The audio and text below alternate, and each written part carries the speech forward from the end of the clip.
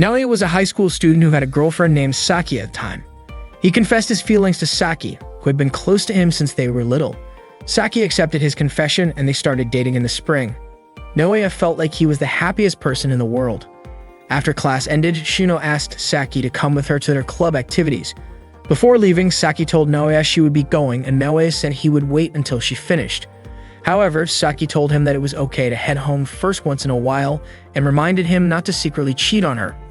Naoya was shocked and asked if Saki really thought he would ever do something like that. He apologized if he had made her anxious.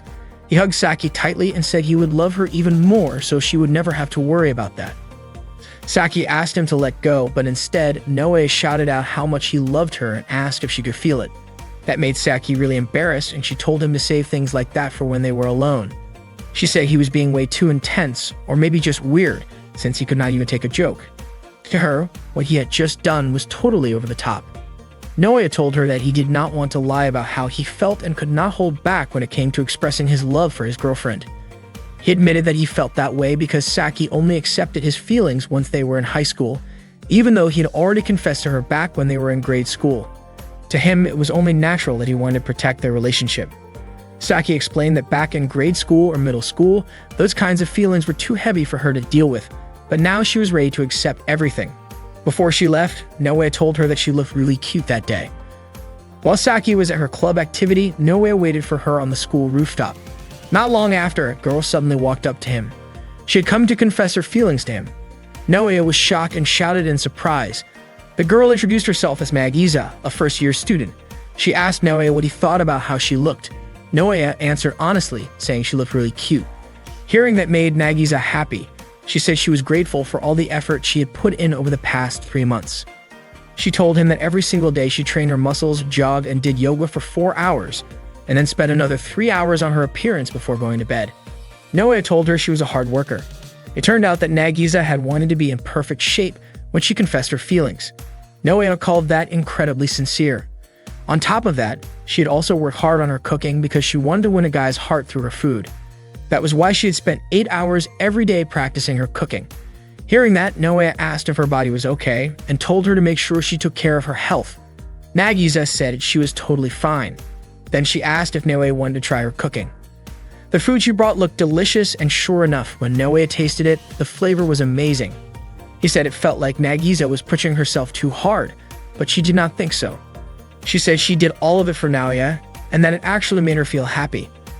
Nagisa explained that the amazing taste of her cooking came from using Matsusaka beef, fresh sea shrimp, and foie gras, which she had bought using the money she earned from her part-time job. Of course, the ingredients were expensive. Hearing that, Naoya said she was trying way too hard and was just too kind. Nagisa then asked if she looked charming to him. Naoya told her that of course she did. Nagisa was moved by his words.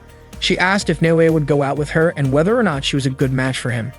Naoya told her that he would honestly be really happy if they dated, but unfortunately, he already had a girlfriend. Nagisa admitted that things had gone just as she had expected. She said she would not give up just because she had been rejected once and planned to confess her feelings to Naoya again. After saying that, she turned to leave, but suddenly, Naoya grabbed her hand. He told her that he already had a girlfriend. He truly loved his girlfriend and wanted to protect that relationship. However, he also admitted that deep down, he found Nagisa incredibly charming and wanted to live his life by her side too. He did not want to turn down Nagisa's feelings, but at the same time, he could not bring himself to betray his girlfriend either. So if it was truly allowed, he said he would choose to date both of them. Naoya then asked Nagisa if she would be willing to talk to his girlfriend together and asked for her permission. He apologized, saying that was the only option he could offer. After taking a moment to think, Nagisa agreed, saying there was no harm in at least trying. Meanwhile, Saki and Shino had just finished their club activities. Shino commented that Saki was in top shape that day. Suddenly, Naoya showed up and asked if he could talk to Saki. Shino casually remarked that Naoya was being as affectionate as ever, then excused herself, saying she did not want to interrupt.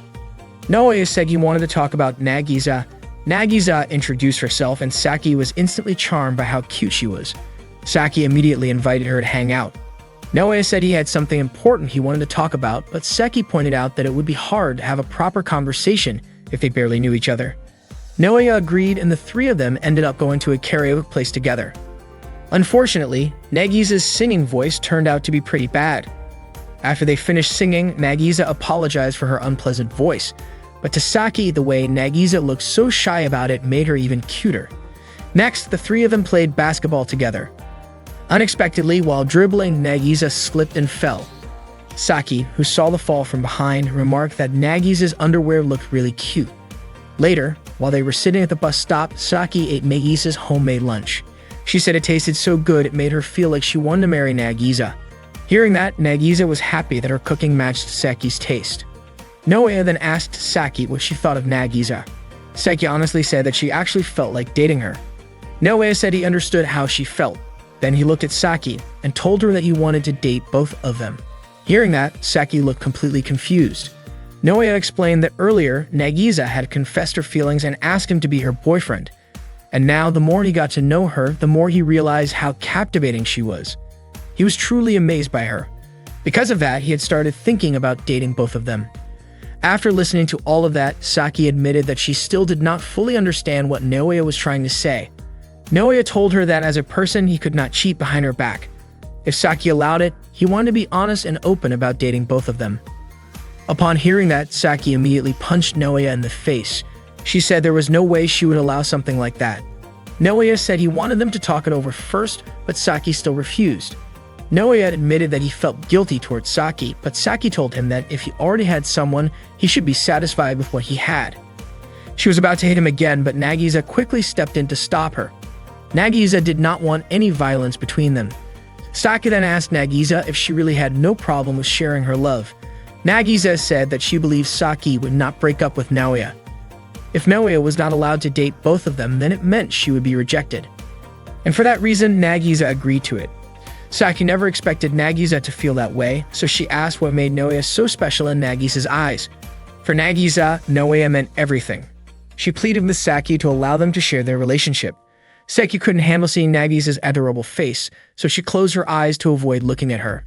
To Saki, a relationship should only involve one girl. That was just common sense.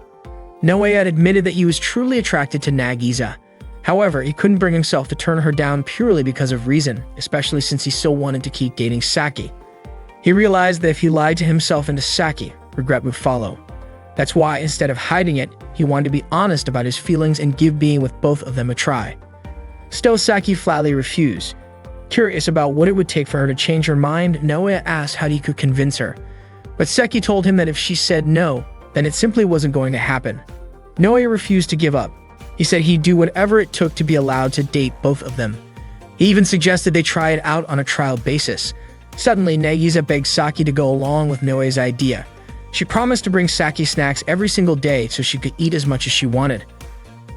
On top of that, Naoya chimed in, saying he would take good care of Saki, and even promised to give her 30,000 yen every month. He swore he'd do everything he could. Naoya admitted that asking to date both of them was selfish. He told Saki that she had every right to break up with him right then and there. He also believed that Nagisa wasn't looking to be part of a shared relationship either, but Naoya was convinced that eventually he could make both Saki and Nagisa happy. Nagisa was touched after hearing all of that, and Saki finally gave in. She agreed to let Naoya try if he truly believed he could handle it. Deep down, she thought it was impossible, and she even admitted that she had started to feel upset with him. Still, Naoya promised to give it his best. Saki then asked what would happen to their relationship after that. Naoya believed that the three of them needed to understand each other better, but Saki was convinced that nothing good would come from a relationship like this. That was when Naoya made a bold proposal. Starting that very day, the three of them should live together. Since he did not live with his parents, it would not be a problem. Nagisa agreed right away and said she would start packing. Naoya then told Saki he would contact her mother first to let her know. When they arrived at Naoya's house, Saki still could not believe the three of them were really going to live together. Nagisa said it felt like a dream. Naoya immediately got to work setting up a room for the girls, while Nagisa offered to cook dinner. Saki admitted that she was not very good at household chores, so Naoya told her to just take it easy and rest. Before long, dinner was ready. The three of them ate together. Saki loved Nagisa's cooking, which made Nagisa really happy. Naoya also mentioned that he had already prepared the bathroom so Saki could enjoy a relaxing soak. Saki felt genuinely happy and said that Naoya was being really considerate. Later, while Saki was relaxing in the bath, Nagisa came in and said she wanted to talk. Saki hesitated but agreed to listen. Their conversation turned to their relationship with Naoya, and Nagisa encouraged Saki not to hold back her feelings. Nagisa admitted that she had stepped into their relationship but hoped she had not made things too uncomfortable. Saki explained that nothing serious had happened between her and Naoya, and she was still trying to figure out how she felt. Nagisa was surprised but tried to reassure her that it was okay to take things slowly. Saki also mentioned that because she and Naoya had been childhood friends, their relationship felt more serious and complicated. Nagisa encouraged her to be more open and relaxed. Saki was caught off guard and raised her voice in response. Meanwhile, Naoya was doing the dishes when Saki came out and asked him how far things had gone between him and Nagisa. Naoya was confused by the question and Saki pushed for clarity. Nagisa then admitted that she had strong feelings for him. Naoya also confessed that he had imagined what it might be like if they were all in a relationship together. Saki was shocked and called his thinking inappropriate. Naoya apologized if it sounded wrong and explained that it was just a thought he had not wanted to hide. Saki told him that being so blunt made it sound off-putting. She acknowledged that Nagisa was cute, but said Naoya should not be thinking like that. Naoya reassured her that he would never do anything without her full support. To him, building trust and understanding between all three of them was more important than anything else. Eventually, Naoya decided that they needed to focus on growing closer as people without rushing into anything. Saki asked if that meant he did not want to move forward with her at all. Naoya said it would not feel right if it left someone else out. When he asked if she was disappointed, she got flustered and said he had misunderstood her entirely. Saki was dating Naoya. She thought he was a little too serious and kind of strange, but she also believed he genuinely cared about their relationship. At first, everything seemed fine, until Naoya suddenly told her that another girl, Nagisa, had confessed her feelings to him and wanted to date her too. What shocked Saki even more was that Naoya asked for permission to date both of them at the same time. To her, it felt like an absurd and thoughtless request. Then, to make things even more complicated, Naoya suggested that the three of them live together in his house. Saki was overwhelmed by the idea. She felt like it would only lead to confusion and emotional stress. And adding to that, Nagisa, her so-called rival, was incredibly sweet and cute. Saki could not understand how someone like Nagisa could fall for someone as unusual as Naoya. She even asked Nagisa if his awkward behavior ever bothered her. But instead of being put off, Nagisa said she was fine with it, and that if Naoya wanted the three of them to be together, she would respect that. Nagisa's response completely caught Saki off guard. She had not expected someone so gentle to be so open-minded. Almost without thinking, Saki said that maybe she wanted to date Nagisa too.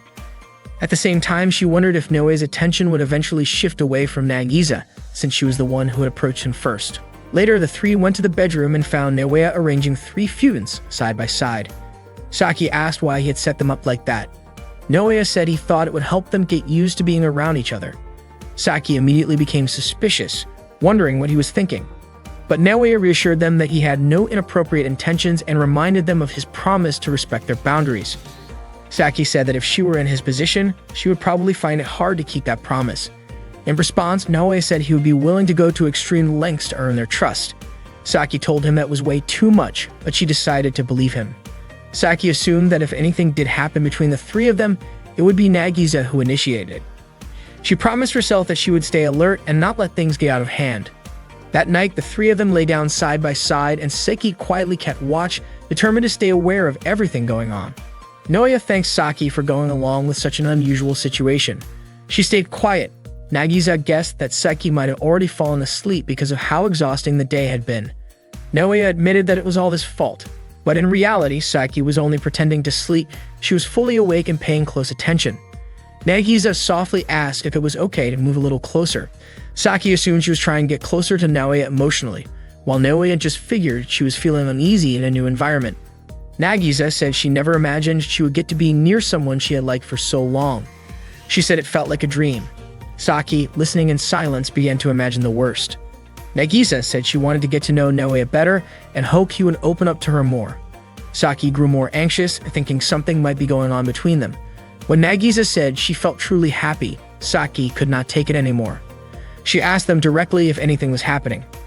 Then she quickly pulled off the blanket, only to find that they were just talking. Naoya was surprised and asked what was going on.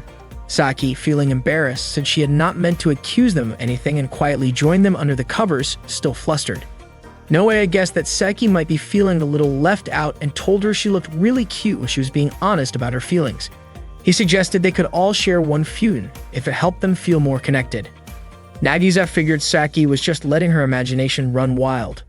That night, the three of them ended up sharing the same bed. The next morning, Nagisa woke up early and made breakfast. She still could not believe Naoya had suggested being in a relationship with both her and Saki, and even more surprising was how happy that idea made her. She knew it would not be easy, but in that moment, her happiness outweighed any worries. Being with Naoya and Saki, even in such an unusual setup, made her feel truly grateful. Nagisa knew things might not work out if Saki ultimately could not accept their new situation. If that ever happened, Nagisa feared she would be the one left behind. Even so, she was determined to make the most of the time they had together. She wanted to prove that she was someone who brought value to the group. Maybe, she thought, she could even show that she was the best match for Naoya. The only problem was, she had no idea how to do that. While thinking things over, Nagisa noticed that Saki and Naoya had left their phones unattended. A curious thought crossed her mind. Maybe understanding them better would help her figure out what to do next. Nagisa believed that being in this kind of relationship meant being open and honest, not just guessing what the others were feeling. She wanted to understand both Saki and Naoya on a deeper level, so she decided to check Saki's phone for anything that might give her insight. To her surprise, the browser history showed that Saki had recently been researching a lot of topics related to relationships and how to handle difficult emotions. It shocked Nagisa, especially since Saki usually looked up lighter things like pet videos and dessert recipes. Clearly, Saki was more trouble than she let on. Nagisa also accidentally opened Saki's Twitter account and found several posts that revealed how conflicted she felt. Some messages showed frustration toward the situation with Naoya, while others surprisingly mentioned that Nagisa seemed kind. Even though Saki was still adjusting to everything, she admitted online that she might be open to getting along better with Nagisa in time. Just then, Naoya suddenly woke up and asked what Nagisa was doing. Caught off guard, she nervously tried to explain that she was looking through Saki's phone out of concern. Saki woke up right after and was confused to see her phone in Nagisa's hands. Frozen with guilt, Nagisa struggled to say anything until Naoya unexpectedly stepped in and took responsibility. He told Saki it was his idea to check her phone because he wanted to understand how she was feeling. Saki shouted in shock, remembering the kinds of things she had been reading. Trying to explain herself, Saki said she had been looking up ways to deal with feeling overwhelmed after being teased by her friends for not being in a typical relationship. She was just trying to understand things better on her own. Naoya immediately apologized, saying he had no idea and that it was completely okay for her to take her time figuring things out. His kind response made Saki even more flustered, and she began lightly in embarrassment, telling him to just forget everything that had happened. Nagisa watched the moment quietly, feeling bad that Naoya had taken the blame for her actions. Later, after everyone had settled down, Naoya suddenly fainted from exhaustion, which sent Nagisa into a panic. She called out to him, but Saki, already back asleep, did not hear anything. Fortunately, it was not serious. Naoya had just pushed himself too hard. The next morning during breakfast, Saki was impressed by Nagisa's cooking. She even said it was the best she had tasted. Curious, she asked what class Nagisa was in. Nagisa replied that she was in Class B. It turned out they were classmates all along, but Saki had never noticed since Nagisa had not been attending school much. Nagisa explained that once she got accepted, she had been spending most of her time practicing cooking because she wanted Naoya to like her. She had put all of her effort into learning skills she thought would make her a better partner, even if it meant missing class. Saki and Naoya were both surprised. For Nagisa, though, the most important thing had always been her feelings for Naoya. Naoya was taken aback by how far she had gone and gently told her that she did not need to push herself so hard. Saki thought Nagisa might be a bit quirky, but Naoya seemed more concerned that she was sacrificing too much for his sake. He asked if she was forcing herself in other areas too, which made Nagisa a little worried. She did not want him to see her in a negative light, so she offered to make some sweets to lift the mood. Saki looked excited about that, but Naoya gently said it might be better to slow down and talk things through first. Naoya told Nagisa that it was time for her to start studying. Nagisa admitted that she was terrible at it. Naoya couldn't just sit by and let her fall behind in class, and he also wanted Saki to join them for their study session. Nagisa thought to herself that she didn't want to let Naoya down anymore, so she needed to face it wholeheartedly. After breakfast, Naoya began tutoring Saki and Nagisa, starting with the topic of factoring. He gave them a few practice problems. Saki managed to solve them, even though she actually hated studying and her answers were correct. Unfortunately, Nagisa didn't understand any of it. She quickly excused herself and went to the bathroom to think things over. She was worried that if this continued, Naoya might see her as stupid and become even more disappointed in her. She felt she had to find a way to figure out the problems he had given them. 30 minutes went by and Nagisa still hadn't come out of the bathroom, which made Naoya worried. He assumed she might not be feeling well. He knocked on the door and asked if she was okay, even offering to call an ambulance. Nagisa responded that she was fine and just having some constipation, so it was taking her a while. She felt she had managed to protect how Naoya saw her, but at the same time, she had lost something else. To make up for that loss, she decided to push herself and try to solve the factoring problems. She started learning the topic on her phone. Once she began to understand it a bit more, she decided it was time to face the challenge. She wanted to impress Naoya, even if just a little, because she wanted to be with him for as long as possible. Nagisa finally stepped out of the bathroom and told them that she could solve the factoring problem now. Naoya immediately bowed and apologized to her about earlier. Nagisa then solved the problem using the method she had just learned online. Sadly, after Naoya checked her answer, it turned out to be wrong. Still, Naoya encouraged her. He told her that everyone has their weaknesses, and she didn't need to worry about it. He said he would always be there to help her study, even if it took hours. Nagisa was surprised by his words. She told him that it didn't mean she couldn't solve the problem. Then she ran straight back to the bathroom and didn't come out for 3 hours. Before they left for school, Seki warned Naoya that no one could find out about their unusual relationship. She also told him to act like he didn't know Nagisa at school. Naoya wasn't okay with that, especially since he couldn't bear to leave Nagisa alone after she had been out of school for so long. From his perspective, there was nothing wrong with their relationship, but Seki reminded him that society didn't see it the same way. Nagisa agreed with Saki, mainly because she had never been to school before and didn't have anyone she could talk to about personal stuff. Saki made it clear that if Naoya and Nagisa wanted to continue this relationship, they had to follow her lead. Once they arrived in class, Nagisa sat alone. The other students started talking about her, realizing she had never been to class before. They also wondered why none of the teachers ever mentioned her absence. Saki felt guilty seeing Nagisa like that, but all their classmates already knew she and Naoya were dating, and she didn't want them thinking Naoya was cheating on her. Naoya became worried when he saw that no one was talking to Nagisa.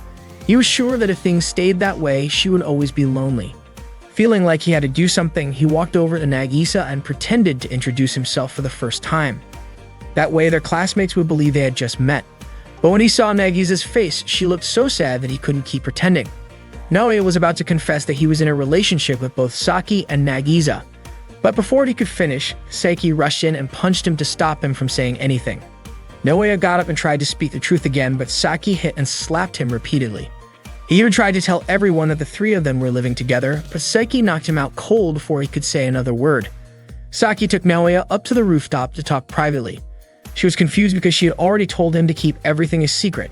However, Naoya admitted that he just couldn't stand seeing Nagisa looking sad. Saki understood where he was coming from, but in her opinion, if everyone found out that Naoya was seeing another girl behind her back, they would definitely assume that he wasn't treating her properly, and she didn't want people to see her that way. Naoya was moved by what she said and told her that he really loved her. He believed that if he explained the situation clearly, everyone would eventually understand. Just as Seki was about to hit him again, Nagisa suddenly showed up. She told them that she was okay with everything because just being able to spend time with Naoya at home was already enough to make her happy. She begged them not to fight anymore. Nagisa then apologized, saying she had actually woken up very early that morning to prepare a homemade lunch for the three of them, even though she knew they wouldn't be able to eat together. She told Saki and Naoya to go ahead and eat the lunch together, and that she would wait to hear what they thought about it later at home. To avoid drawing attention to the fact that she had also brought lunch, she said she would eat hers in the bathroom. Hearing that, both Saki and Naoya were so touched that they started crying. Saki apologized for only thinking about herself and also for pretending not to know Nagisa at school. Naoya then suggested they just tell everyone the truth, but Saki proposed that instead, they should quietly get along while at school. The cohabitation life within a love triangle officially began. On the very first day, Nagisa was already suspected by Saki after seeing something she wasn't supposed to see. That moment left Nagisa shutting herself in the bathroom, trying to figure out how to make up for her mistake. Even so, she still felt genuinely happy because she finally got the chance to live with Naoya. In order for their three-way relationship to keep going, they needed to keep it a secret from school. On top of that, Nagisa was asked to pretend like she didn't know either Saki or Naoya. But instead of playing along, she ended up making lunch for all three of them. Unfortunately, they couldn't eat together that day. Saki said that pretending not to know each other just to hide their relationship wasn't right, so Naoya invited them to secretly eat lunch on the rooftop without drawing attention. Nagisa told them not to go through all that trouble just for her. To her, just being able to live with Naoya after he agreed to be in a relationship with both of them was already enough. She thought it would be selfish to expect to be happy at school too. They almost got caught because Saki's voice was a little too loud and someone outside heard her. Saki said she didn't mind eating together, especially since Nagisa had made the lunch with that in mind. Naoya commented on how nice Nagisa was, but Saki immediately hit him because he shouted. Nagisa admitted that eating lunch together actually made her happy. After hearing that, both Naoya and Saki excitedly shouted, inviting her to eat together. Unfortunately, their voices were heard by a teacher. The teacher scolded them since students weren't allowed on the rooftop, and all three of them ended up running away. They went looking for a new place to eat their lunch. Nagisa said she knew a quiet spot at school because back in middle school, she used to hang out alone in quiet places. That quiet place turned out to be a bathroom. Saki said there was no way she could eat in a place that smelled like that. Nagisa explained that the bathroom behind the school was rarely cleaned, so nobody ever went there during lunch. Saki asked if there was really nowhere else. Nagisa then led them behind the bathroom, but Saki couldn't handle the smell anymore, especially with bugs crawling around. Next, Nagisa took them to a cleaner bathroom near the club rooms. But to Saki, it was still just a bathroom, and on top of that, Naoya shouldn't be going to the girls' bathroom. She told Naoya to get out. Coincidentally, two girls saw them standing at the entrance of the bathroom. The two students walked off, clearly curious about what Saki and Naoya were doing in front of the girls' restroom. Saki felt incredibly embarrassed and was sure the two of them had the wrong idea. Saki begged Naoya and Nagisa to find somewhere, anywhere, that wasn't a bathroom. She was certain there had to be a better option. Naoya suggested the sports equipment storage room. Saki agreed, but Nagisa pointed out that the storage room got more foot traffic than the bathroom. Saki said students wouldn't go there during lunch, so it should be fine. Still, Nagisa brought up how bathrooms were quieter since their doors couldn't be opened from the outside.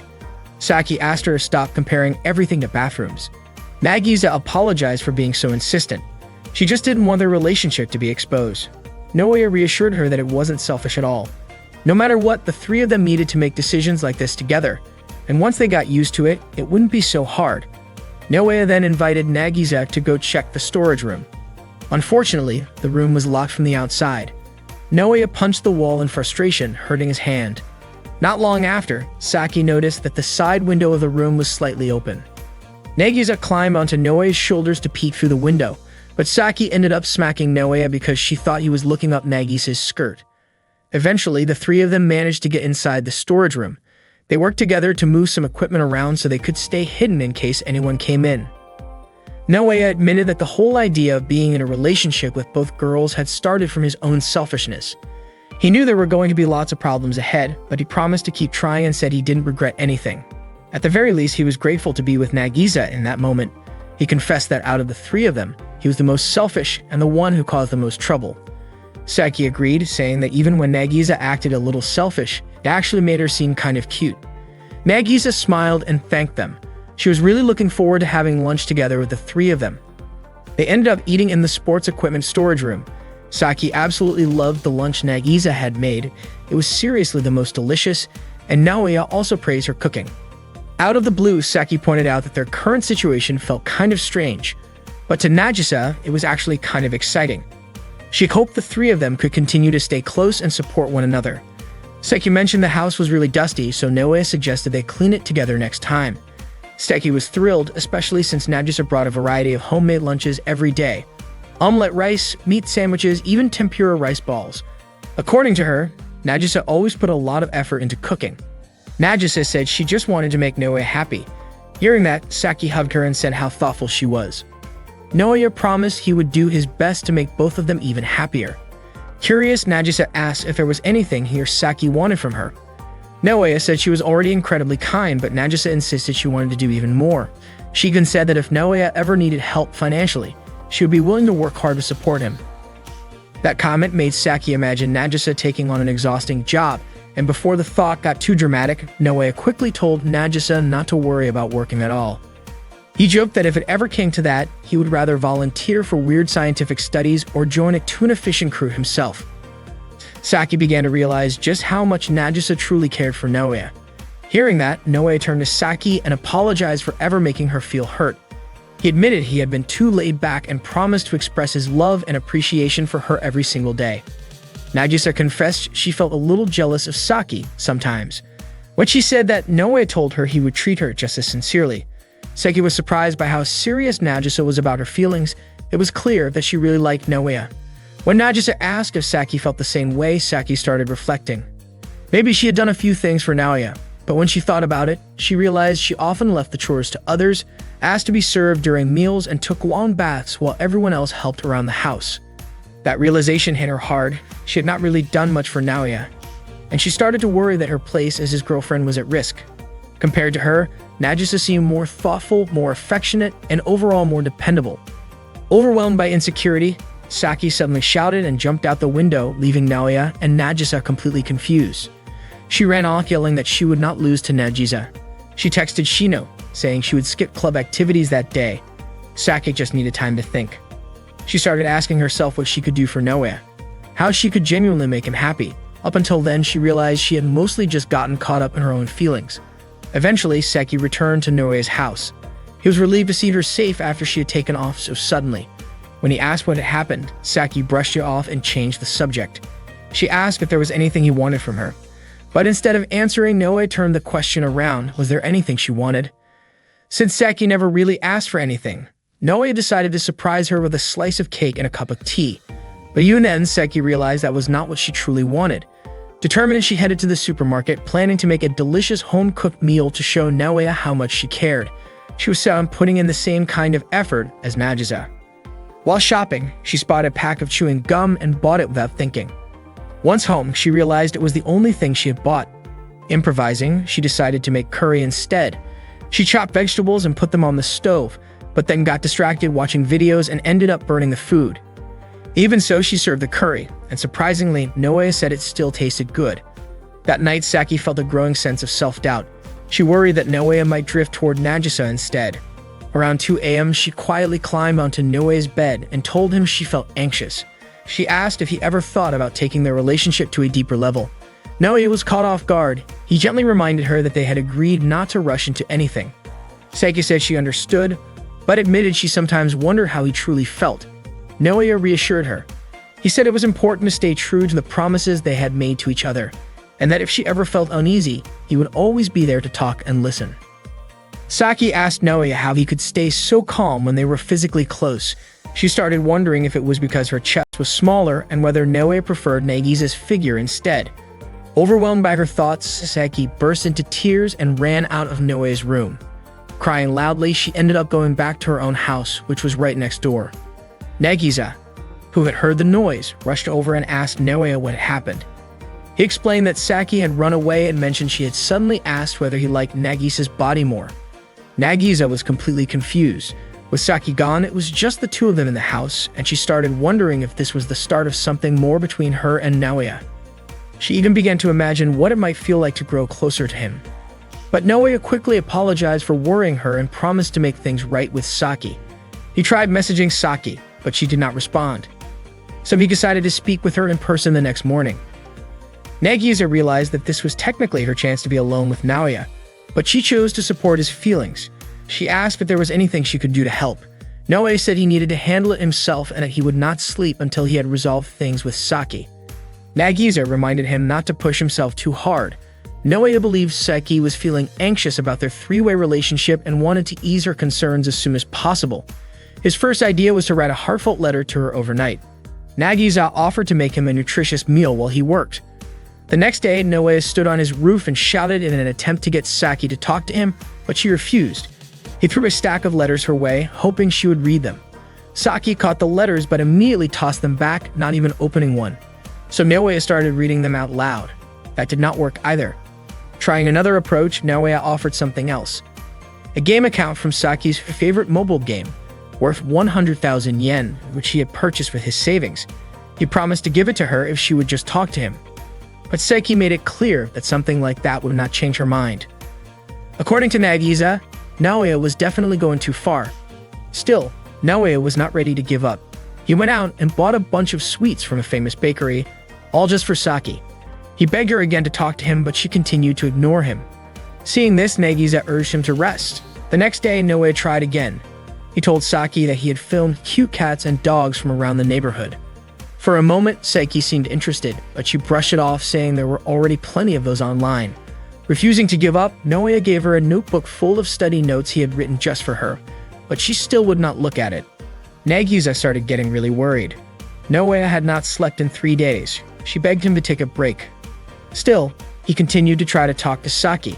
In frustration, Saiki sarcastically told him to go spend time with Nagisa, the one with the figure he clearly liked better. At that moment, Naoya realized that Saiki was still feeling insecure. He quickly reassured her that appearances did not matter to him. To prove it, he even showed her his social media account, which followed people of all different body types. Saki, however, was completely put off by that and told him he was being weird. Nagisa grew increasingly worried about Naoya's health and again urged him to rest, but Naoya insisted he was fine. That was when Nagisa gently asked him if being with just her would be enough, if Saki chose to stay distant. She promised she would make him happy every single day and said she was willing to support him in any way she could. Naoya was deeply moved by her words and appreciated Nagisa's feelings, but he also remembered his promise to be with both Saki and Nagisa. He said he could not give up on either of them and gently apologized. Nagisa was touched by his honesty and tears welled up in her eyes. That moment reminded her why she had fallen for him in the first place. Then she said she wanted to help in her own way. To everyone's surprise, Nagisa suddenly called out to Saki and asked her to watch.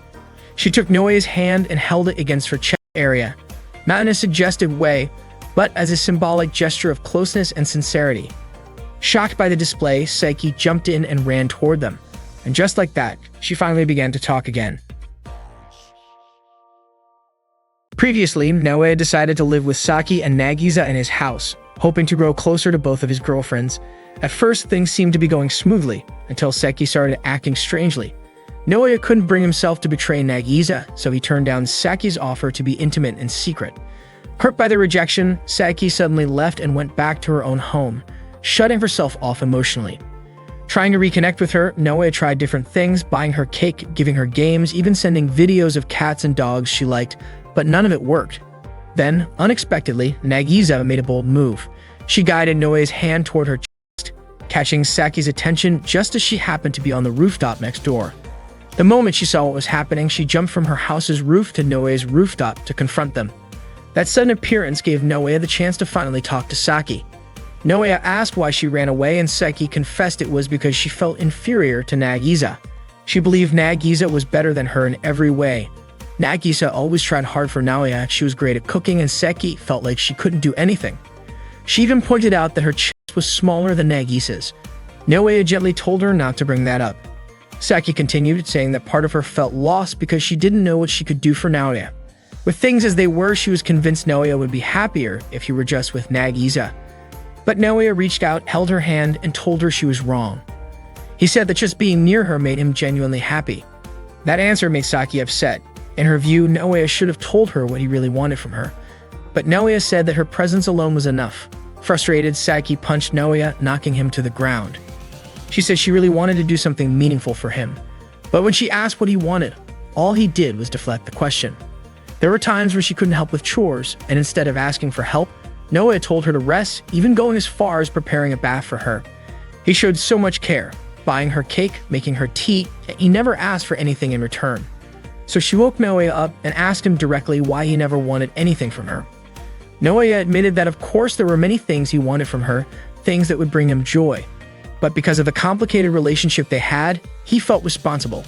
He believed it was his duty to do everything he could for both Saki and Nagisa first. Nagisa chimed in, saying that it was understandable why Saki ran away. She compared it to her own feelings. When she wanted to do more for Naoya, and he kept saying it wasn't necessary, it was actually kind of discouraging. She pointed out that Naoya should be the one asking for things from them. It would make things feel more balanced. Saki agreed. While she loved being cared for, she also wanted to make Naoya happy and hoped he would fall deeper in love with her too. Nagisa said she truly understood how Saki felt. The two girls shared a moment of mutual understanding, acknowledging that they felt this way because they were both Naoya's girlfriends. Naoya was moved by what they said. Nagisa asked him not to carry the burden of responsibility all by himself. Saki reminded him that the three of them were equals, and that's what being in a relationship should mean. In that moment, Naoya felt like he didn't deserve to be happy unless both of his girlfriends were happy first. He admitted that he had been foolish and even gave them permission to hit him once.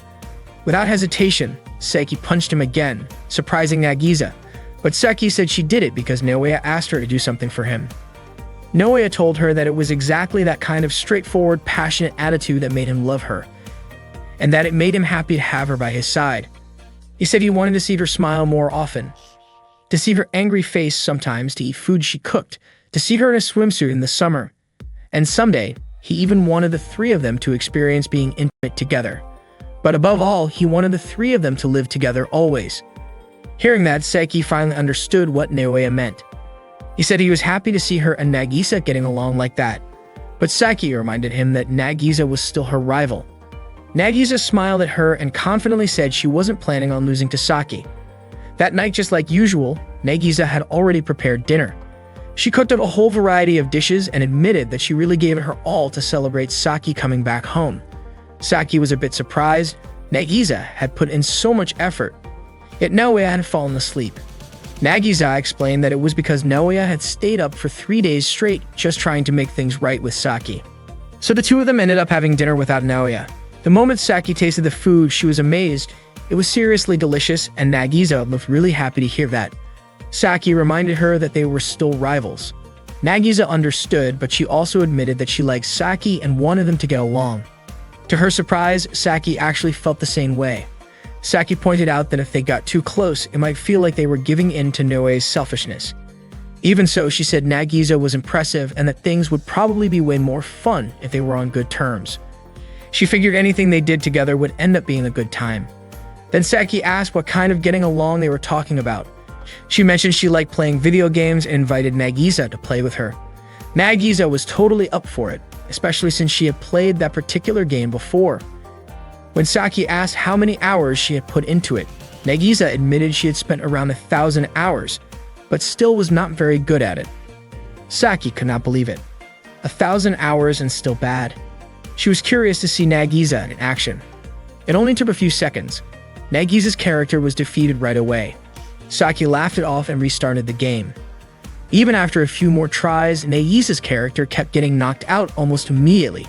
Saki teased her for it, saying she really was terrible and could not believe someone could play that long and still struggle so much. Nagisa apologized and said she was probably not much fun to play with, but Saki actually found it fun in a different way. She said it felt like a good challenge and declared they would not go to sleep until Nagisa got at least one win in the game. Nagisa laughed, saying that probably meant they would not sleep at all. They started another round, and once again, Nagisa's character was taken out quickly. Saki stepped in and defeated both opponents herself. Nagisa praised her, saying she was seriously impressive. Saki responded by saying Nagisa was kind of adorable when she failed so fast. They kept playing, and every time Nagisa's character lost, Saki would help out or heal her. Nagisa said it actually made the game more fun, and Saki added that it would be even better once Nagisa improved a bit. At one point, while Saki was teaching her how to aim in the game, Nagisa accidentally hit her instead. Saki scolded her, and Nagisa explained she had pressed the wrong button. Saki jokingly asked if she had done it on purpose, maybe because she was jealous of Saki's gaming skills. Nagisa panicked a little, trying to explain herself, which made Saki laugh even more. She said Nagisa was hilarious and asked how she could miss that badly. Nagisa apologized again, but Saki snapped a picture of her flustered expression. She had not expected her perfect rival to be so clumsy. Just then, Naoya walked in and greeted them while they were still playing. Saki called Nagisa her rival again, but said she was super cute. She even invited Nagisa to play again sometime. The two of them looked genuinely happy. They were clearly becoming good friends. Nagisa said she would start watching tutorials on Matu to get better. She even showed Saki one of the videos she planned to study.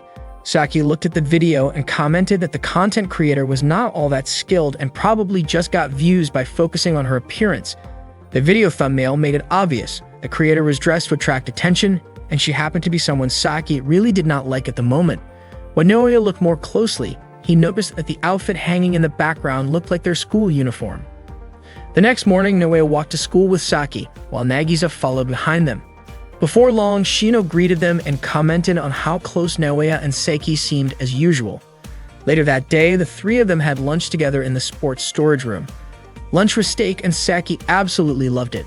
Saki suggested that she and Nagisa play another round of their game after school. It turned out Nagisa had been watching videos to try and improve. When she opened a video on MedTube, she noticed that the thumbnail from the day before had been changed. The content creator's name was Milika. The original thumbnail had shown a school uniform in the background, but the new one did not. Saki guessed the uniform had been edited out, meaning Milika was likely a student at their school. She said Milika should be more careful if she wanted to keep that kind of thing private, like how they had snuck into the storage room through the window without anyone noticing. Before long, the girl climbed in through the window, and Saki instantly realized she had forgotten to lock it. The girl was really cute, which caught Saki off guard. She panicked and tried to come up with an excuse. The girl looked around and saw one guy and two girls in the sports storage room. She gave them a suspicious look and asked if something strange was going on. Saki quickly denied it, clearly flustered. Then, out of nowhere, Naoya blurted out that while he was dating both girls, he had promised to keep the relationship respectful, nothing inappropriate. Saki immediately smacked him. The girl looked confused and asked if the three of them were actually in a relationship. They could not deny it. Saki pleaded with her to keep it a secret, but the girl just smirked, saying she was enjoying seeing Saki panic. Saki even dropped to her knees, begging. Trying to fix the situation, Naoya offered her 200,000 yen to keep quiet. He explained it was his savings, money he had been putting aside since he was a kid, brought just in case something like this ever happened. But the girl declined. She dropped the money and said she could earn more than that in a month. Naoya was shocked. There was no way a high school student could make that much money so quickly, unless something unusual was going on. He hesitated and said that while she was clearly talented and had a strong presence, he was worried someone might take advantage of that. He warned her to be careful, especially online where people are not always trustworthy. That upset her. She raised her voice and said she was not doing anything wrong. Naoya, still curious, asked how she managed to earn that kind of money. That was when Nagisa suddenly spoke up. She asked if the girl was Milika, the popular MedTuber. She pointed out the resemblance, the same eyes, the same hairstyle, and even the same energy. She guessed Milika must have been earning income from her viewers. The girl denied it, but Nagisa seemed sure. She brought up an old video thumbnail that had a school uniform visible in the background. The girl froze for a second. She admitted she had noticed that and quickly deleted the video. But just like that, the truth slipped out. Seki was delighted. Now she had a secret about the girl too. She teased her, saying she must have come to the storage room to avoid being recognized. The girl warned Saki not to tell anyone, but Saki countered with her own warning. Now they were even, each holding the other's secret. Saki promised not to say a word about Milika's identity. Naoya added that even if Milika decided to reveal their unusual relationship, he would still keep her secret safe. But Seki chimed in and said that if that ever happened, she would reveal everything. The girl was taken aback. For such a complicated and unusual dynamic, they were surprisingly supportive of each other. Then, unexpectedly, the girl made a bold announcement. She said she wanted to be Noe's girlfriend too. The room went silent. Saki, Naoya, and Nagisa were completely stunned. Mirika is a famous MedTuber who goes to the same school as Naoya, Saki, and Nagisa. One day, she accidentally catches them sneaking around in the sports storage room. Thinking it would be funny to tease them, she jokingly threatens to tell someone, but the three recognize her as the well-known MedTuber. Realizing she has been exposed, Mirika suddenly declares that she wants to be Noe's girlfriend. She tells them that the cute and popular streamer wants to join his relationship as a third partner. Saki is confused by Mirika's sudden proposal, and Nagisa wonders if she is afraid of her online identity being exposed or targeted by obsessive fans. Maybe she's looking for someone she can rely on. Mirika denies it, but both girls start to suspect otherwise. She then admits she just wants a boyfriend and feels like she cannot ask anyone else. Naoya responds that since she denied having hidden motives, they should respect that. Saki is surprised that Naoya takes Mirika at her word. Mirika, amused, suggests that Naoya must be pleased since she is confident in her looks and personality. Naoya agrees that she is cute and says she seems charming, especially after watching some of her MedTube videos. Still, he turns her down, saying he cannot date her. Saki and Nagisa are relieved, while Mirika is completely shocked. Naoya apologizes and reassures her that she will surely find someone else. Mirika is puzzled. After all, she is more popular than both Saki and Nagisa. Her words sting, but Naoya calmly replies that popularity does not change how he feels. Frustrated, Mirika challenges his logic. After all, Naoya is already in a relationship with more than one person. She does not understand why you draw the line now. Naoya says that if he accepted everyone who was attractive, there would be no end to it. His goal is not to collect relationships, but to focus on making the ones he already has truly happy. Saki and Nagisa are touched by this, though Mirika is still confused. She finds his reasoning difficult to accept, but Naoya stands by it. Saki reminds Mirika that Naoya already has 2 girlfriends. Mirika, however, is not ready to give up. She tries to emphasize her dedication and even her lifestyle choices. Saki and Nagisa are visibly uncomfortable with how far Mirika is willing to go. Still, Naoya calmly tells her that he is not interested in that kind of approach. He says that affection and trust matter more to him.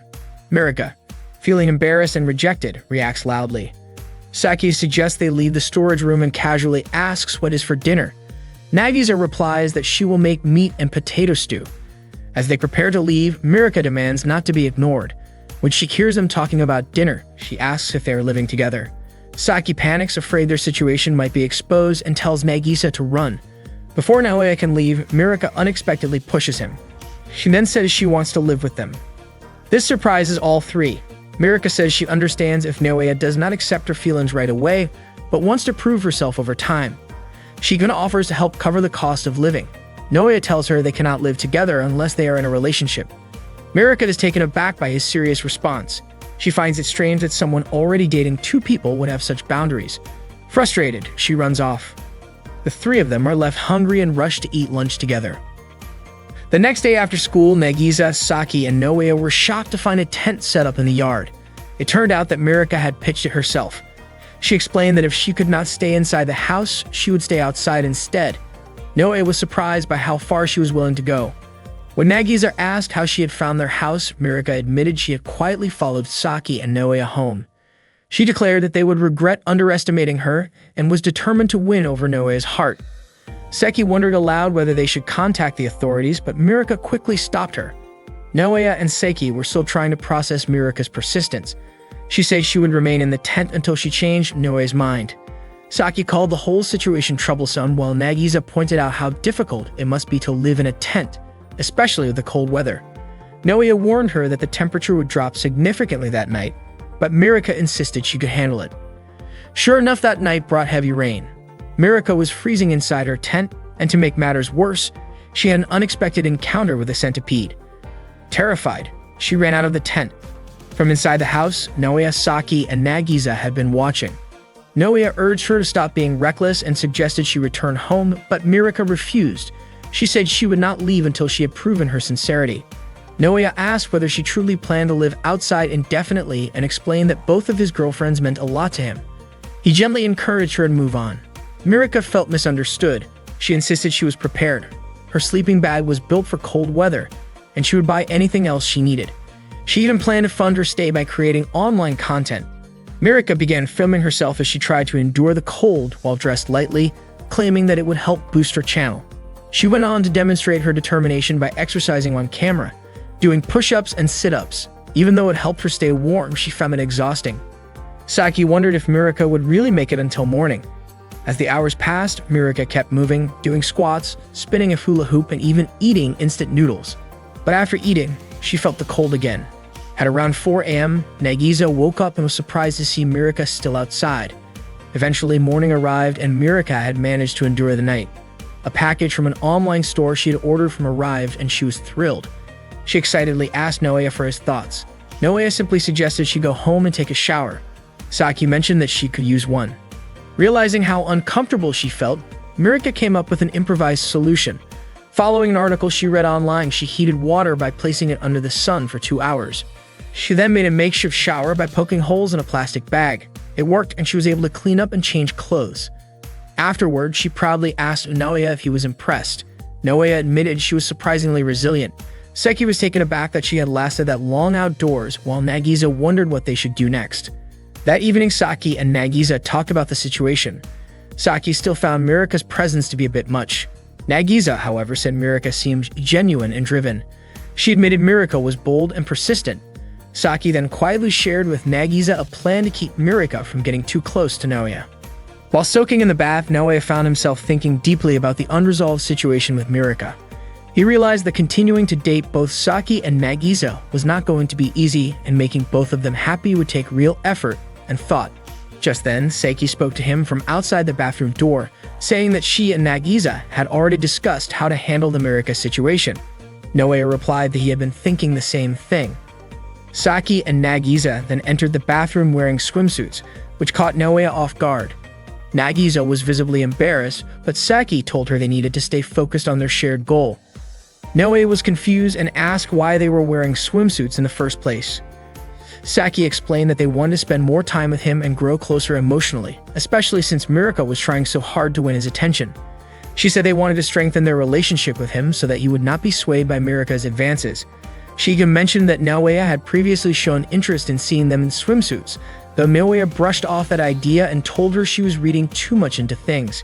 Frustrated, Saki playfully pinched his cheek and asked what he actually wanted. As Nagisa stepped forward to join the conversation, she accidentally slipped and fell against Naoya, making the moment even more awkward. She immediately apologized, saying that if doing something made Naoya happy, then she would be happy too. Saki, not wanting to be left behind, tried to join in but ended up feeling embarrassed when the strap of her swimsuit came undone. She quickly covered herself and asked if Naoya had seen anything. Naoya said he only saw a glimpse, which made Saki flustered. She then joked that he would probably fall for her now. Naoya, staying focused, reminded both of them that there were still more serious things to figure out, especially how to handle the situation with Mirika.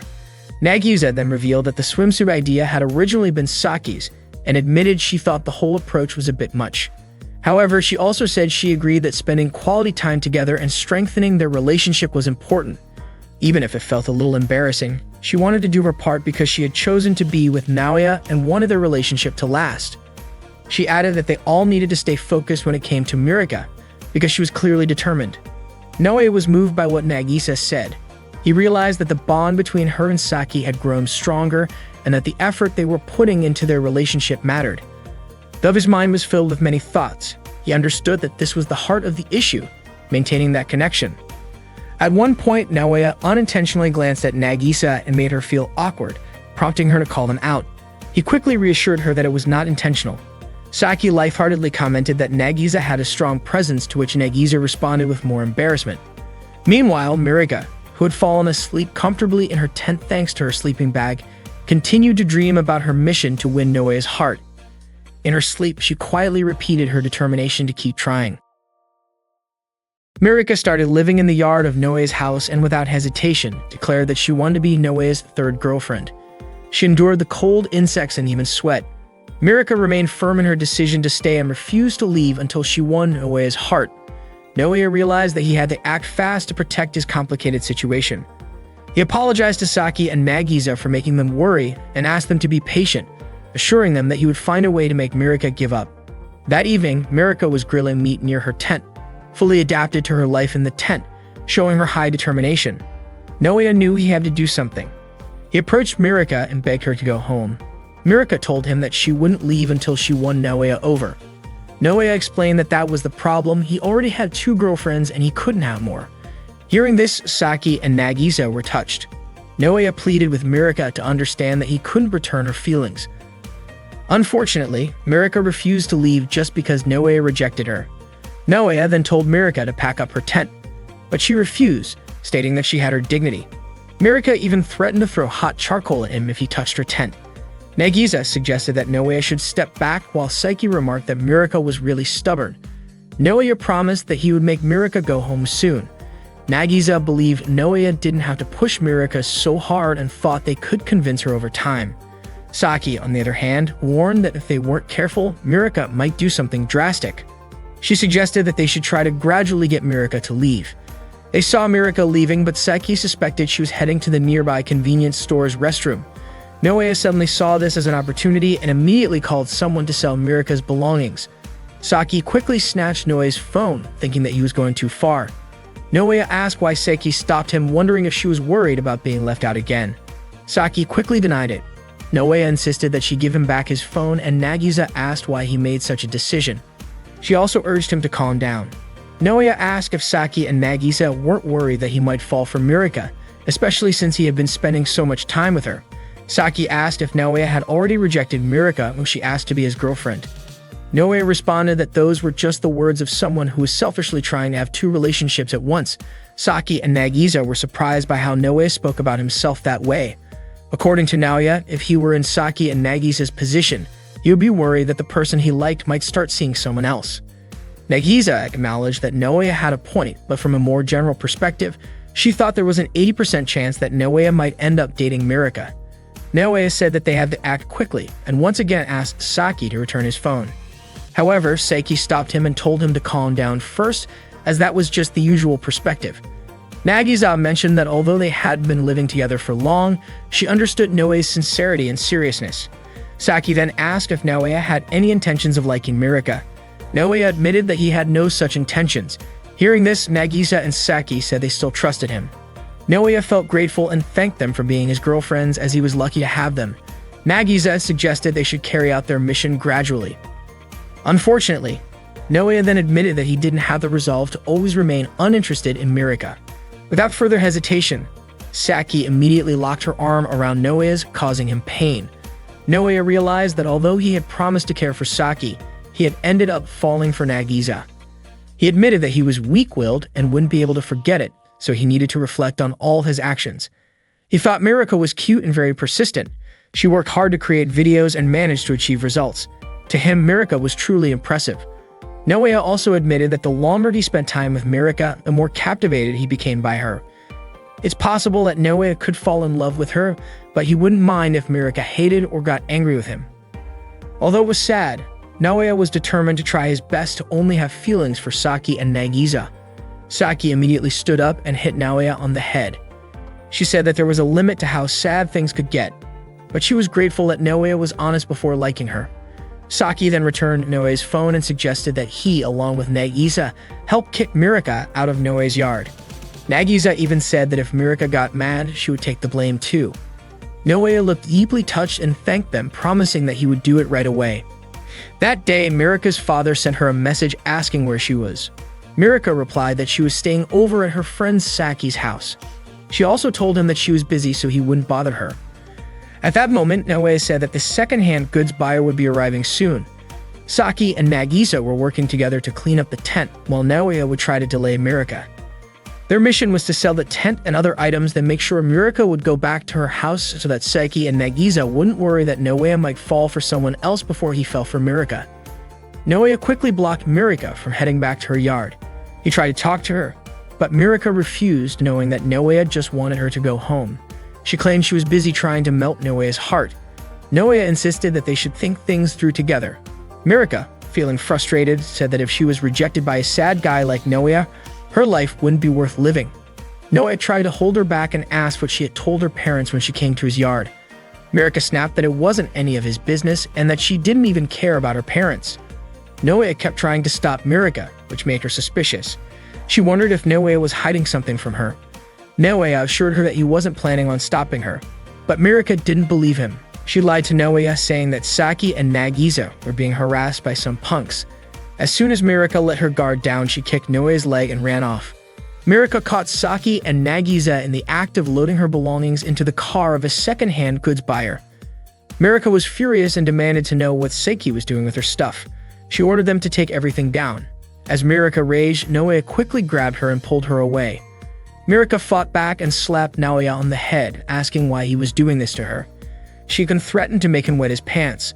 Surprisingly, Naoya responded that if Mirika really wanted that, he would wet himself right there. Since Naoya refused to let go, Mirika screamed, claiming that a pervert was going to assault her. She shouted for help, hoping people would come to her aid. Naoya didn't care if the neighbors thought he was some pervert. He only tightened his hold on her. Mirika was puzzled, realizing that if she acted like that, she could be the subject of gossip for the rest of her life. According to Naoya, if he was only worried about that, he wouldn't be so torn between his feelings. Saki and Nagisa felt relieved and told Naoya not to yell unnecessarily. Naoya told Saki to quickly carry all the stuff away, and Mirika stepped on Naoya's foot, saying that they had no idea how much her camping equipment was worth. As Mirika was about to take a step, Naoya grabbed her calf, causing her to fall. He said he would pay for everything. Mirika responded that Naoya had to pay 1 million yen. Naoya was surprised by the high cost, and Mirika asked that he couldn't afford it. The actual cost was only around 200,000 yen, but Naoya then said he was willing to work hard to pay it, but in return, Mirika had to stay away from him. All the items were loaded into the car and the agent handed over the money, but Naoya told the agent to take it back. Mirika was confused by Naoya's actions. Eventually, they succeeded, and Mirika asked why Naoya had to go that far. She called him a coward who was indecisive.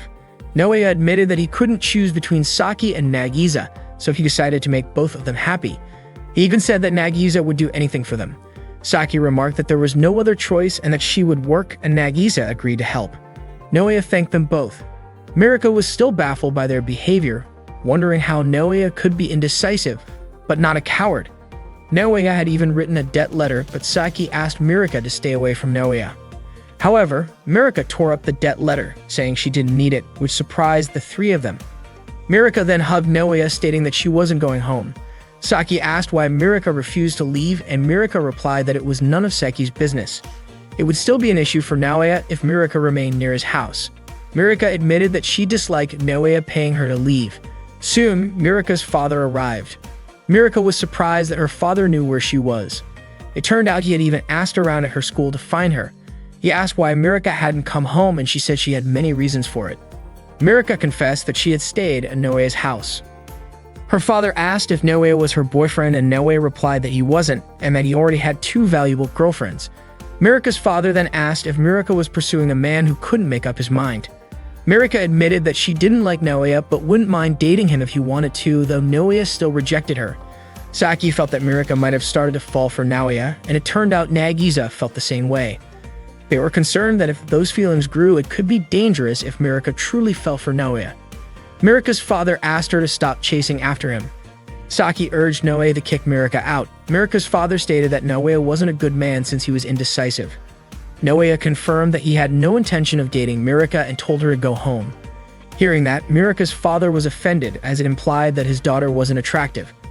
Saki found Mirika's father equally troublesome. Mirika's father said that while Mirika was selfish, he had raised her alone. Naoya suddenly admitted that Mirika was truly captivating. Even though it was their first meeting, he recognized her sincerity and determination, especially since Mirika already had 50,000 subscribers on Metu. He thought that despite her young age, Mirika was extremely charming. Saki was sure that Naoya's statement made Mirika's heart race. Unfortunately, dating Mirika was a whole different matter. Mirika's father had just found out that she was a Matuber, and he immediately watched her videos. He was shocked because in the video, Mirika's chest was exposed to the world. Her father called the video embarrassing, but according to Naoya, Mirika's channel wasn't just about her chest. It also showcased her ideas, video editing, and the way she engaged with her audience. Naoya believed Mirika had successfully combined all these elements into an entertaining package. Mirika blushed because it seemed like Naoya truly understood her. Her father immediately took her home, demanding that she explain the video and the sleepover when they got there. To his surprise, Mirika struck her father, causing him to fall. She confessed to making the video and to her relationship with Naoya, saying that both were her own decisions and that no one should protest against them. Her father was stunned, realizing that Mirika hadn't considered his concerns. If Mirika was going to be this selfish, then he could be too. Her father quickly grabbed her phone, probably willing to let go of the issue with Naoya, but he couldn't accept the fact that his daughter's chest was being broadcast to the world. Her father tried to delete the video and even the Metu channel. Almost before he could do it, Naoya managed to snatch the phone away from him. He understood how difficult it was for a high school student like Mirika to gather 50,000 subscribers. Even making those videos required a lot of effort, and as someone who couldn't do much himself, Naoya deeply respected Mirika. His words were heartfelt, but Saki had a bad feeling about the whole situation. Mirika's father blamed her for exposing herself, but Naoya continued to defend her, as it had been her decision. Naoya also pointed out that her father had sold her tent to make her go home and cause trouble, but deleting her videos was going too far, and he would protect Mirika. Mirika was touched by his words. Saki and Nagisa could see the look of admiration on Mirika's face. Saki commented that Naoya had messed everything up. Mirika then said that she wanted to go home to think things through. She also told them that if her father deleted her video and Metu channel, she would cut ties with him. Mirika left with her father, but before she left, she looked at Naoya and greeted him. Her expression was serious, and Saki had a feeling that this situation was only going to get messier. Saki and Nagisa both tried to forcefully remove Mirika because she had been living in Naoya's house without permission. Just when things were getting tense, Mirika's father suddenly appeared and insisted that she go back home right away. Saki was thrilled to see him and even supported Mirika's father in making her leave, but Naoya, who was Saki's boyfriend and also Nagisa's, stood his ground and defended Mirika with all his might. Saki was really worried because she feared that Naoya's actions might make Mirika fall in love with him. However, it was already too late because Mirika's expression when her father forced her to leave looked like a girl who was in love. That night, Saki and Nagisa talked about Mirika. They couldn't believe that Mirika truly had feelings for Naoya. Saki suspected that Naoya still hadn't realized this, while Nagisa thought that if Mirika confessed her feelings to Naoya, he might end up softening towards her. Saki felt that she and Nagisa needed to do something about it, though she wasn't sure what exactly they could do.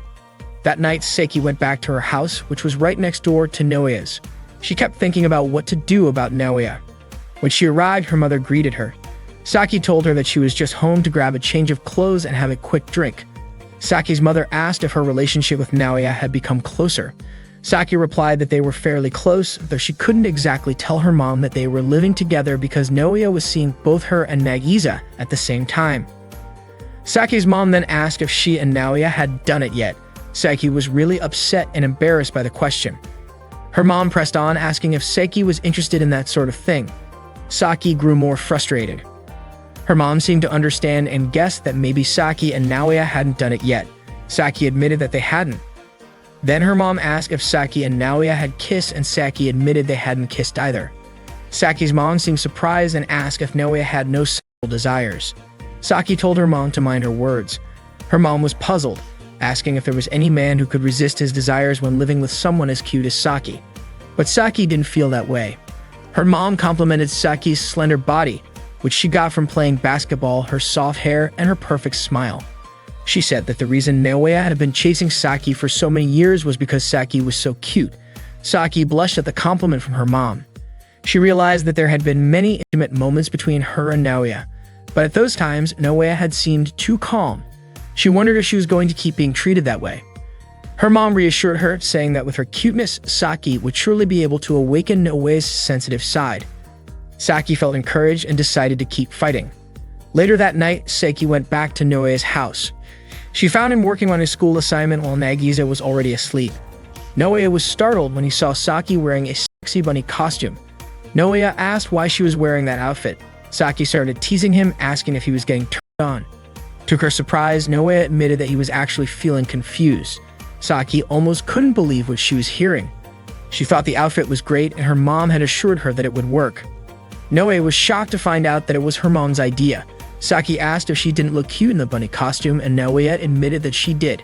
Saki then asked if Naoya liked bunny girls, and Naoya looked her up and down before saying that he did. Saki smiled and asked if Naoya wanted to pin her down. But of course, Naoya immediately refused. Saki jokingly said that Naoya's sexual desires must have died, and Naoya was confused by her statement. Saki then asked what was going on with him, and Naoya reminded her that they had promised not to do anything inappropriate. According to Saki, even though they had promised about it, wasn't it supposed to be that if there was a bunny girl greeting Naoya, he would immediately do something inappropriate with her? Naoya asked if Saki liked men who broke promises. Saki pushed Naoya and said that she didn't like his serious attitude about keeping promises. She really wanted Naoya to get aroused by her, not to hold back. Saki's costume slipped down and almost revealed her chest, so Naoya supported Saki's chest with both of his hands to prevent her costume from falling off, but Saki slapped Naoya's face. Saki said that she had told Naoya before to hold himself back, even if he was aroused, and she called Naoya a pervert. Naoya was surprised because Saki seemed happy about it. Saki quickly ran inside, saying that there was a pervert who got turned on by the bunny girl. Naoya thought that as long as Saki was happy, it didn't matter to him. The next morning, while they were having breakfast together, Saki looked cheerful and bright. When Nagisa was washing the dishes, Saki offered to help, but Nagisa refused. Saki looked so happy, and Nagisa asked if something good had happened to her. Saki denied it, saying she was just going out for a quick walk. Nagisa became even more curious about what happened to Saki last night that made her look so excited. Nagisa was really surprised when she saw the bunny girl costume in the laundry pile. Seeing that, Nagisa was sure that something must have happened between Saki and Naoya the night before. It turned out that Saki had accidentally put the bunny costume in the laundry. At that moment, Saki was enjoying her morning walk by herself. Nagisa approached Naoya and showed him the bunny costume, asking what happened between him and Saki last night. Naoya said he had promised not to do anything special, but the bunny costume was indeed very silly. Nagisa asked which part Naoya liked, and Naoya said it was the parts that were both cute and seductive. He admitted that he was saying this sincerely. Nagisa then asked if Naoya liked cosplay. Naoya wasn't very experienced, but it seemed like he did enjoy cosplay. After hearing this, Nagisa went back to her room to change. She came out dressed in maid costume. Naoya was surprised and asked why Nagisa had such clothes. Nagisa then asked Naoya what he thought of her appearance. Naoya said that he wanted Nagisa to call him master. Nagisa agreed and said that she loved her master, Naoya. Naoya was so shocked that he fell, saying that Nagisa looked like a very cute maid. While Seki was still happily enjoying her walk with a bright expression, Nagisa was busy serving Naoya. She made tea for him, and Naoya called her cute. Not only that, but Nagisa also massaged Naoya's shoulders while he was studying, and Naoya said that Nagisa's cuteness had flowed inside him. When Nagisa said she would always be by his side, Naoya responded that her cuteness was always there with him. Hearing this, Nagisa smiled and even invited her master Naoya to ask for anything from her. Naoya asked if he could really ask for anything, and Nagisa said that she was Naoya's maid, and she had already made up her mind. Naoya asked for Nagisa to be his maid once a week because if Nagisa's role as his cute maid ended, it would break his heart. Nagisa said it wouldn't be fair if Naoya said something so happy because she still felt like an inexperienced maid, even though she was in the position of having to serve Naoya. Nagisa asked Naoya to pet her head, and Naoya agreed. They both immersed themselves in the role of master and maid. At dinner, Nagisa's face was still cheerful and glowing. She offered to refill Naoya's plate and even accidentally called him master. Nagisa looked so happy while serving Naoya his rice. Saki then realized why Nagisa was calling Naoya master. Nagisa looked terrified, but it seemed like Saki just assumed she had misheard. The next day at school, a few male students were staring at Mirika, who was standing near Naoya's classroom. They were captivated by Mirika's beauty. Her sweet appearance and well-endowed figure made the boys fall for her. Mirika looked like an idol. However, she was still thinking about how Naoya had protected her from her father. Mirika tried to deny that she had feelings for Naoya, the man who was involved with more than one person. But strange feelings resurfaced as she secretly watched Naoya write. Seki was curious why Mirika was standing in front of her classroom. Mirika admitted that she wanted to talk to Naoya. Shino then asked Saki if she knew Rika, to which Saki replied that she was indeed friends with Mirika. Mirika quickly covered Seki's mouth and told her not to call her Mirika at school. Instead, she should call her Rika. Saki then asked if Mirika liked Naoya, but Mirika immediately denied it, though Saki wasn't convinced. Naoya approached them and asked what was going on. Mirika looked embarrassed and greeted Naoya. Seeing her expression, Saki was now certain that Mirika had feelings for Naoya. Mirika asked Naoya to come with her because there was something she wanted to talk about. However, Saki questioned what they were going to discuss, and she made it clear that she would not let Naoya be alone with Mirika. Mirika stated that it was none of Saki's business, but Saki insisted on stopping them. Naoya calmed Saki down and agreed to talk with Mirika. They went to the rooftop. There, Naoya apologized to Mirika for rejecting her when she asked him to be her boyfriend, and he acknowledged that it had embarrassed her. As compensation, Naoya told Mirika she could take a picture of his embarrassing moment, shirtless and in shorts, and even share it on the internet or create fake news about him. He also said that he didn't mind dressing like a girl or even being naked if it made her feel better. Mirika was surprised, wondering why Naoya was being so considerate and even looked cool doing it. Naoya explained that Mirika wasn't wrong. She was sweet, her videos were interesting, and she had a great figure. He mentioned that he already had 2 valuable girlfriends. Mirika didn't expect Naoya's determination to be so strong. He said that if Mirika wanted a boyfriend, he would help her find someone good, and he wanted to make up for his mistake. That's why he begged her to give up on trying to win his heart. Naoya made it clear that he couldn't like Mirika and couldn't have any more girlfriends. Those words made Mirika's heart race, and she fell down. Mirika got up and thanked Naoya for helping her when her father threatened to delete her MedTube account. Naoya was puzzled, asking if that was all Mirika wanted to say, as he didn't think it was a big deal. However, Mirika explained that it meant a lot to her. Her father had always been harsh with her, scolding her for bad grades and being strict in her upbringing. She felt like her future choices were narrowing, so she thought that if she did something she didn't like, it meant it was wrong. However, because Mirika felt powerless, she wanted to do what she could, and making videos was her way to live independently. Naoya then realized that Mirika's goal with the videos wasn't just to show off her figure. Mirika admitted that she did use her body to create content, but she also knew that many people didn't like it. Despite that, she had planned many things to make her channel interesting, and she fought hard because she cared about it. Unlike Naoya, Nagisa saw that Naoya protected Mirika even though there was no benefit for him, and that made Mirika very happy. Naoya understood and felt glad he could protect Mirika at that time. Mirika was shocked, and she quickly ran off, telling Naoya to stop saying such things. She left the rooftop before Naoya could finish what he wanted to say. As Mirika hurried down the stairs, she finally found the courage to admit that she liked Naoya. Unbeknownst to her, Saki overheard what Mirika said and became angry with her. Meanwhile, Nagisa was still wondering if Naoya was okay. To protect Naoya from Mirika's aggressive advances, Saki and Nagisa decided to dress up in cosplay. However, instead of discouraging Mirika, it only made her feelings for Naoya grow even stronger. Both Saki and Nagisa hoped that Naoya wouldn't add another girlfriend. The next morning, Mirika returned to Naoya's classroom to see him. At that moment, he was with Saki and Shino. Without hesitation, Mirika walked right up to them and greeted Naoya directly. Saki asked why she was there, but Mirika simply replied that she didn't need a special reason to visit the class. Other students, including Nagisa, overheard the commotion. Mirika asked Saki not to call her Mirika at school, saying she should be referred to as Rika during class hours. One of the students then asked what kind of relationship Naoya had with Mirika. Naoya didn't answer right away and paused to think, which prompted Mirika to grab his hand and declare that their relationship was more than just friends. Staying Mirika's chest pressed intentionally against Naoya, Saki immediately pushed her away forcefully, causing Mirika pain. Saki told her to stop throwing herself at Naoya like that. She even warned Mirika not to come near him and harshly called her names. Mirika insisted that it had nothing to do with Saki, but Saki claimed to know exactly what Mirika was trying to do to break Naoya's resolve. Saki made it clear there was no longer any room for Mirika to come between her and Naoya. Mirika then questioned how Saki could say that when she was already sharing Naoya with Nagisa. Saki was caught off guard by that comment.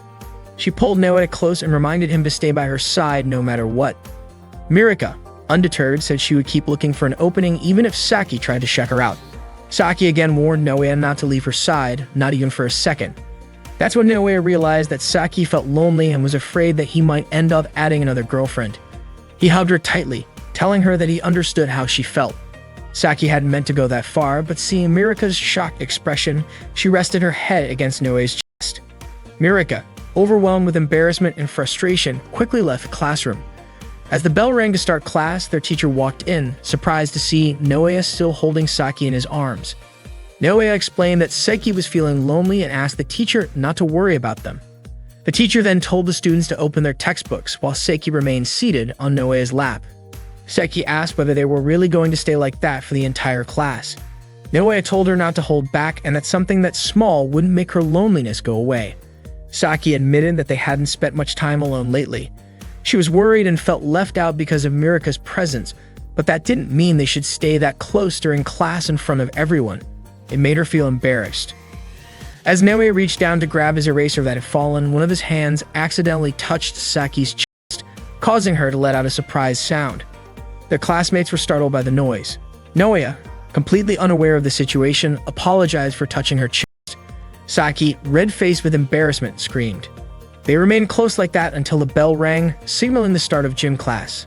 Naoya asked if they needed to change clothes together, but Saki immediately said that wasn't necessary. Shortly after, Mirika returned again to see Naoya.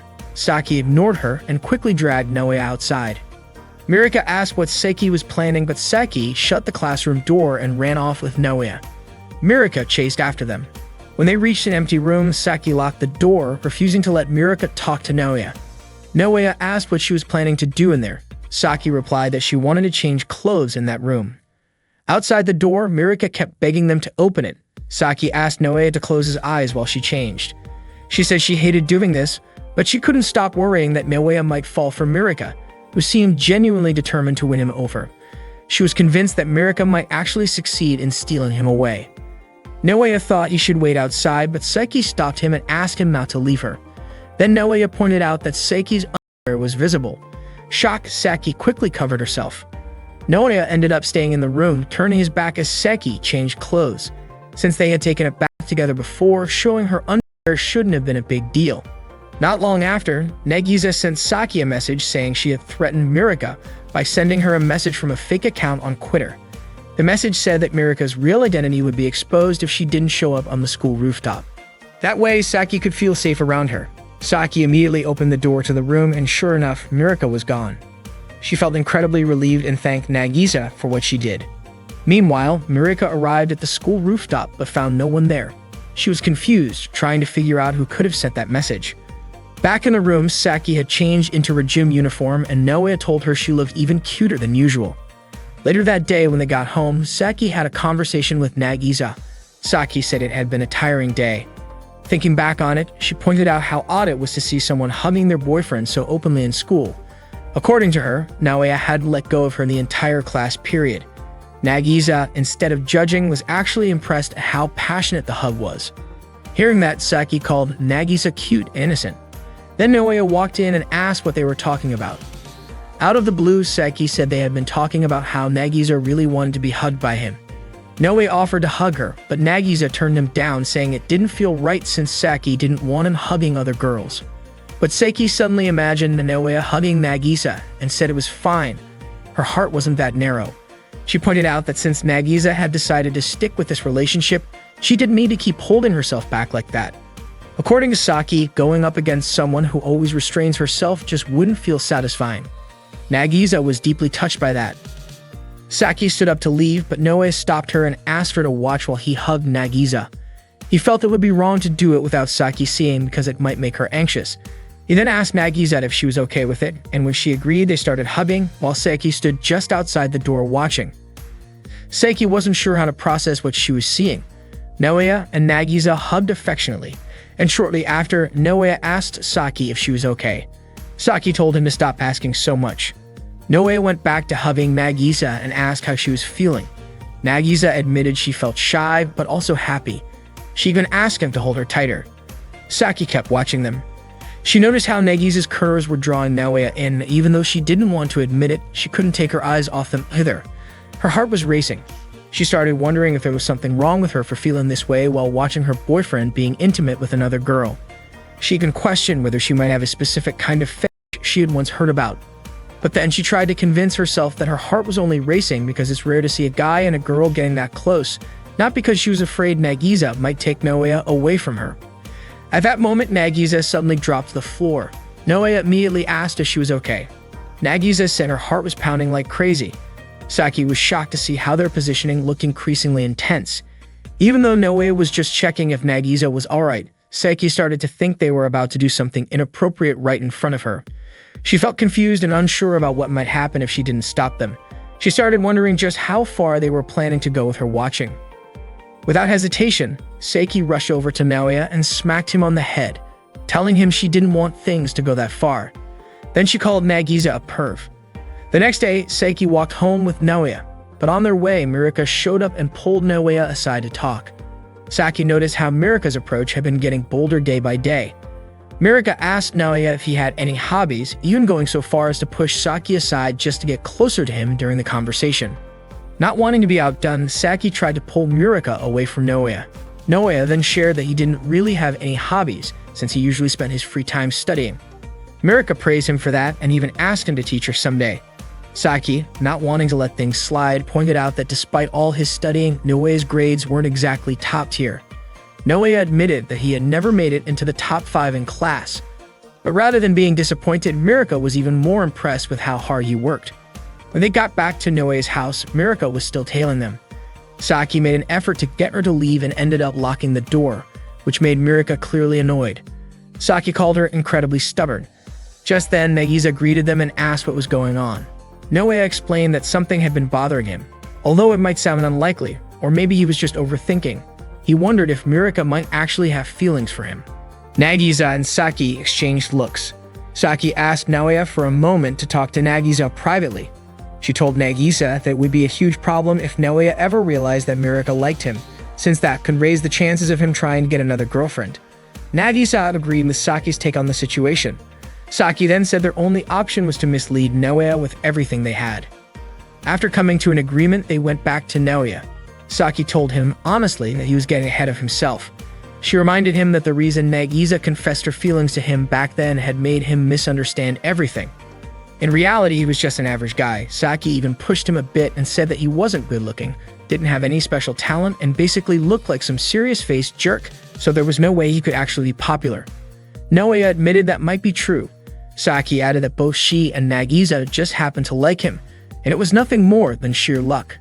She wanted Naoya to understand that clearly, but Naoya then asked why Mirika's face kept turning red whenever she was around him.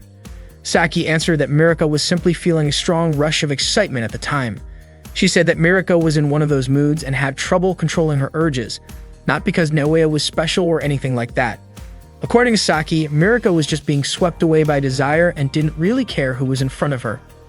Naoya asked if something like that could actually happen. Saki told him it definitely could. Sometimes women just get that way. Nagisa, though, realized Saki was totally making things up. Still, Naoya said he finally understood, especially since Mirika's face always flushed no matter what he said. Saki felt relieved that Naoya had bought the explanation. To her, Mirika was just a cheap girl. Then Naoya asked if the same kind of thing could happen to Saki or Nagisa. Saki replied that it might happen, depending on size, and since she was flat-chested, she figured she was in the clear. Naoya turned to Nagisa and said that if she ever found herself feeling that way, she shouldn't keep it bottled up.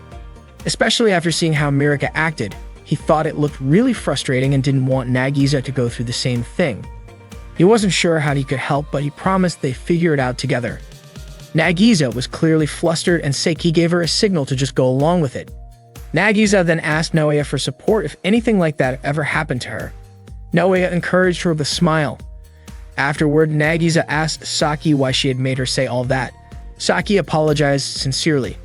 Finally, Naoya came to the conclusion that there was no way Mirika could actually like a guy like him, someone who was already dating two girls. He had been thinking about what to do if she really did have feelings for him. Saki and Nagisa both ended up laughing at him. The next day, Mirika returned to Naoya's class and greeted him. Saki was irritated because Mirika was being so stubborn. Mirika asked if Naoya was studying again and complimented how cool he looked when he was focused on studying. Saki felt annoyed, thinking Mirika was being too forward by flirting with Naoya.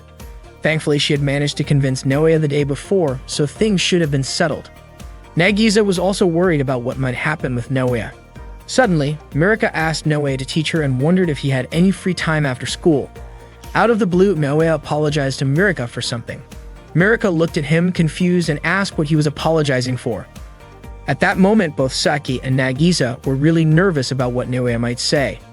Naoya admitted that he thought maybe Mirika had feelings for him. Mirika was shocked and embarrassed. Without saying anything more, she quickly pulled Naoya away with her.